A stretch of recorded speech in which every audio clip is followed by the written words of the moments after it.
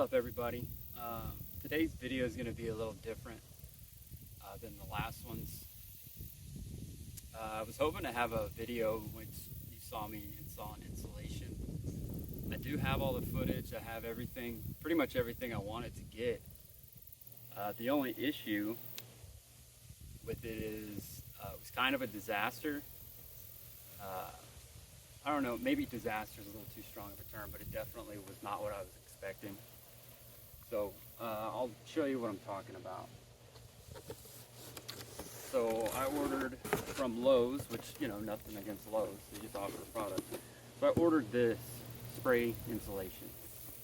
It comes in 2 boxes. So the Froth Pak insulation 650. The 650 just stands for the board feet that it's supposed to cover. Comes with everything you need. Comes with the hoses. Comes with a gun, placement tips, all that stuff.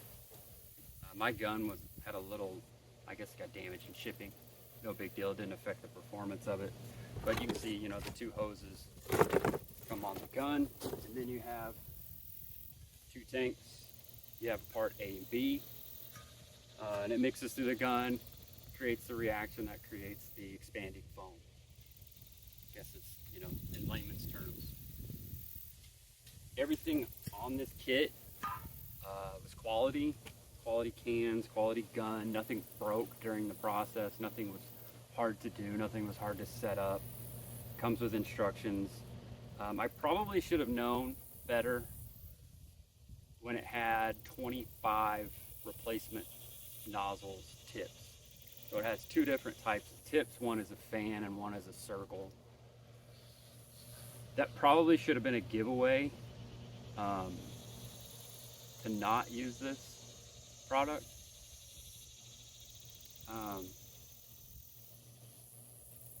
So I'll tell you what happened, I guess. The setup, like I said, is really easy, really straightforward. You know, you need the respirator with the cartridges because of the fumes and things like that. Plus, you're going to be in a confined area because you're doing inside insulation. You know, you wear the disposable, like the Tyvek suit, the house wrap style suit, which doesn't breathe, by the way. And, you know, nitrile gloves or protective gloves, you know, something like that. So just trying to protect everything you can. So everything is straightforward. The problem came in for me is once you start spraying it, you know, and I've never sprayed it before outside of just the stuff you buy at, you know, Home Depot or Lowe's or whatever that just comes in a can, you know, the gap filler, that stuff. But the problem really came in, and, you know, as you spray it, it's not going to be the thickness, the final thickness as you spray it. I think we all kind of understand that about expanding spray foam, kind of in the name. But I couldn't get it to really create any depth. And there were parts of it where it expanded like I thought it would, like what you see out of the handheld cans. You know, you spray that stuff and it just keeps expanding, you know, path of least resistance, and keeps coming out. This stuff, no matter which tip I used, when I was spraying the actual metal container insides, hitting the container, the corrugated part, it only expanded maybe 1/4 of an inch out. On the wooden wall that I built on the door side, it expanded pretty good. You know, I thought it did really well there. There were still some little spots where it didn't expand like I thought it would, but that's fine. You know, I'm not a professional at this. It's the first time I've ever done this on a mass scale. So I expected for me to screw parts up here and there, part of it. But I also, you know, with having the cans readily available at my local Lowe's, or order them on Amazon, they're everywhere basically. I figure I could just kind of splice in the little spots that I miss. Well, as you can see from the footage on the corrugation, it stuck to it, but it just didn't really expand. And it's very frustrating because you do all the homework on it, and obviously I didn't do enough, but you do all this homework and it doesn't meet your expectations, and there's not really any way to get around it in my area with high humidity. I mean, here in northeastern Oklahoma and where the container is going to be, we go anywhere from, yesterday we had an actual temperature of 100 degrees with the humidity somewhere in the 60% range. So you get a feels like temperature of around 120. You have the sun basically directly overhead, and all the things you do on the outside of the container are not going to mitigate or take care of the problem of condensation. Once you put the conditioned air split AC unit in there, you're going to have a hot cold reaction. So I have to use a closed cell foam. The good news is it did cover at least a 1/4 inch, so that should prevent the condensation buildup from happening. The problem is now I have to come back, and I had to make the decision: do I want to go with this again, with the spray foam again, and another $1,000, or get the lower kit? I think they do a 300 kit, and just try that and see if it works. But that's another $500-ish if I remember right.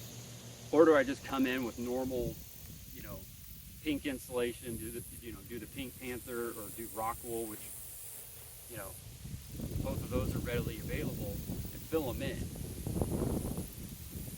Well, I'm going to go with the rock wool and the conventional and just cut around and do that, because it's, supposed to be a really good sound deadener. And I think 3 rolls of that, which comes out to actually I think 2 packs of that might do what I need it to do, might cover everything.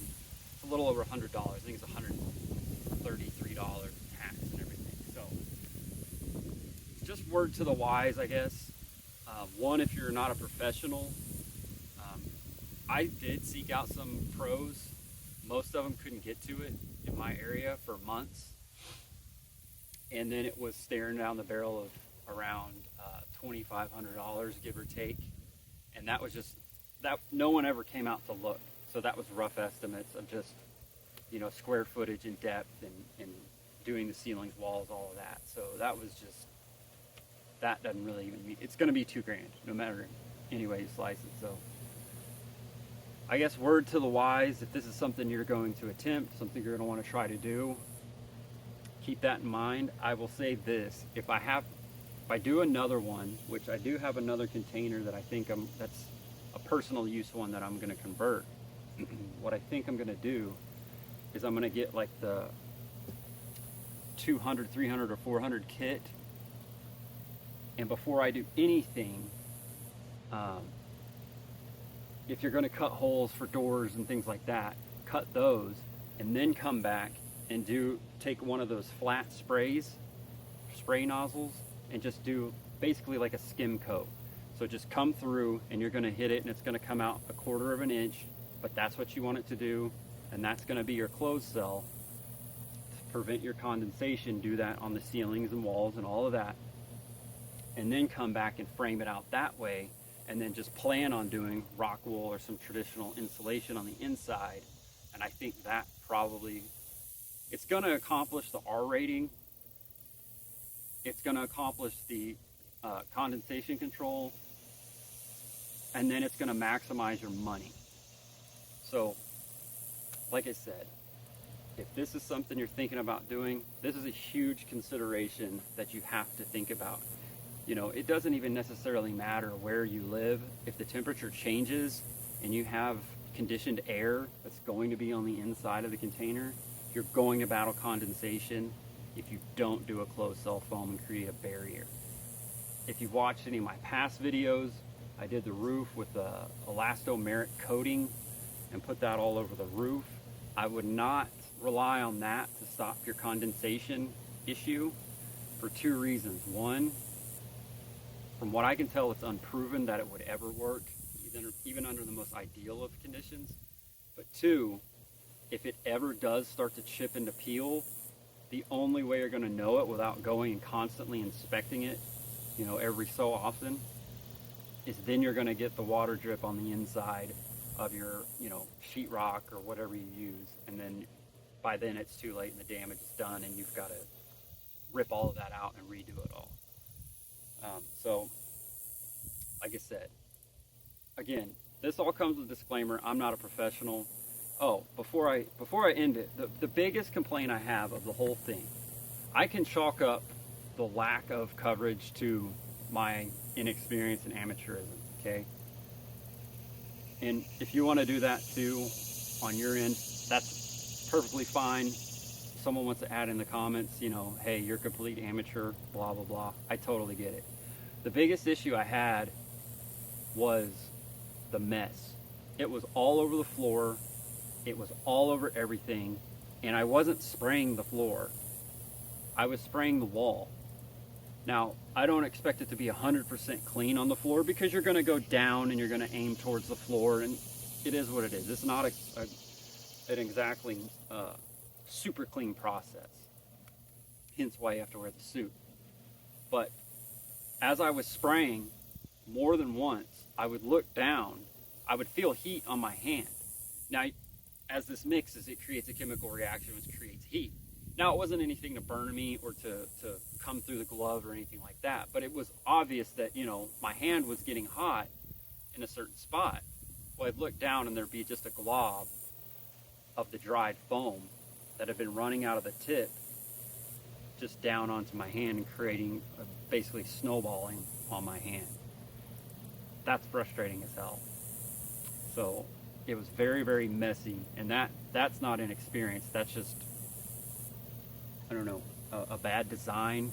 I mean, on this can, I think this is the A, no, this is the B component. So the B component, in all the instructions, it needs to be between a certain temperature. Now, if they put this little black piece on here that tells you the temperatures, you know, and it says for best results, spray above 75 degrees, store below 120. I stored this in my house until the day I was going to use it, basically the second I was going to use it, and then that's when I brought it out.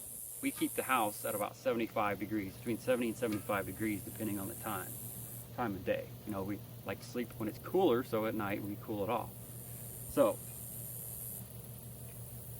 when I sprayed this, I was on, I don't know if my camera can pick it up, but based on the ambient temperature, it lights up these things.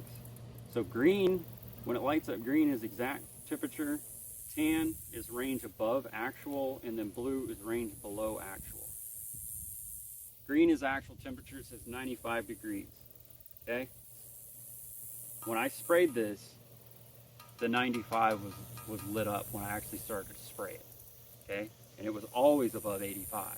The 85 was always highlighted. The 105 up here was never, until the next day when this had sat in there overnight in the container locked up, it never highlighted. So there's that.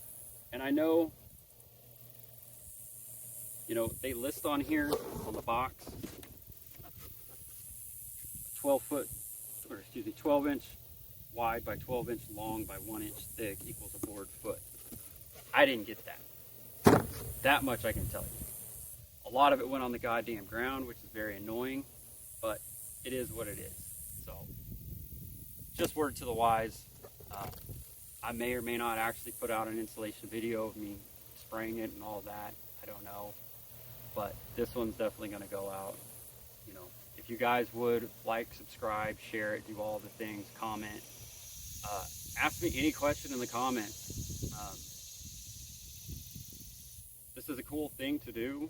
Not only to do this, it's been very frustrating and rewarding at the same time, I'm not gonna lie, but it's been really cool to do this and interact with some of you through YouTube and Instagram and Twitter and different things of, you know, I get questions, you know, this, that, or the other. I'm probably going to put out another video about a non-weld conversion of a container. If that's something you guys would be interested in, go ahead and put it down in the comments. Or if you want me to tackle something specifically, like more detail on how to do something, put it in the comments, send an email. My email is in my profile.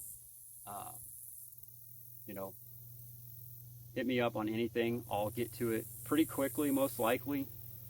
You know, life happens sometimes, but this is kind of my life right now. At least my professional life is that. and I'm working at home. My house is 20 feet behind this camera right now, so my commute, is like 100 feet or something. So I'm accessible. To all of those that are subscribers, I really appreciate it. To all those that like and comment, I really appreciate that. And catch y'all next time. Thanks for sticking around. See you later.